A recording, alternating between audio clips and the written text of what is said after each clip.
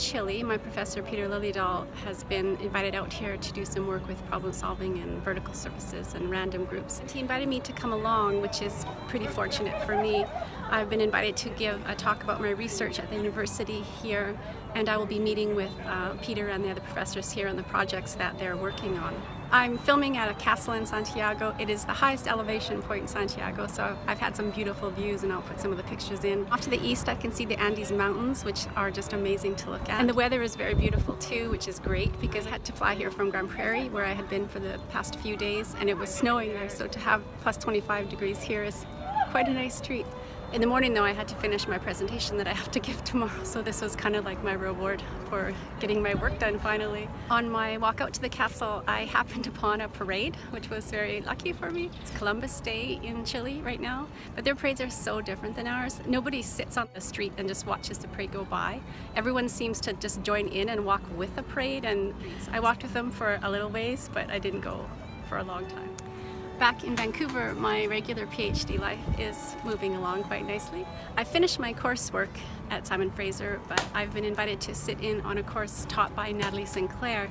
It's a course I took already for my PhD, but with a different professor. I'm enjoying taking the course again because I feel I have a better understanding of a lot of the things that they're talking about. I just have 2 years of experience behind me, and I'm getting an awful lot out of it.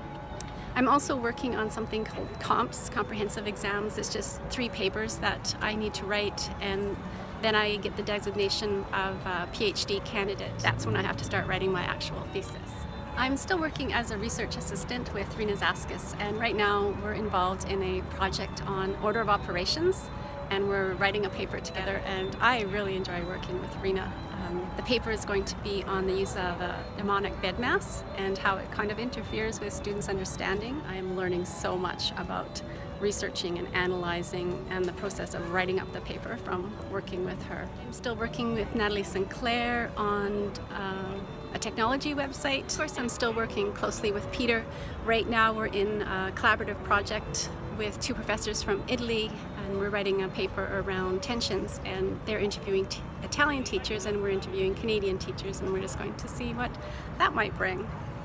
I wanted to include Peter in this video because he has been the reason I've had all these opportunities to travel and all these experiences that I get and all the people that I meet.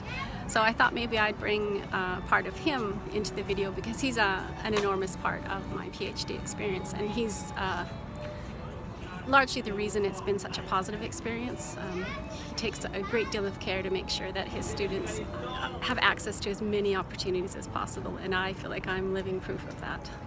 Something that might be new since my last video is I've been involved in doing a lot of professional development all around the province of BC.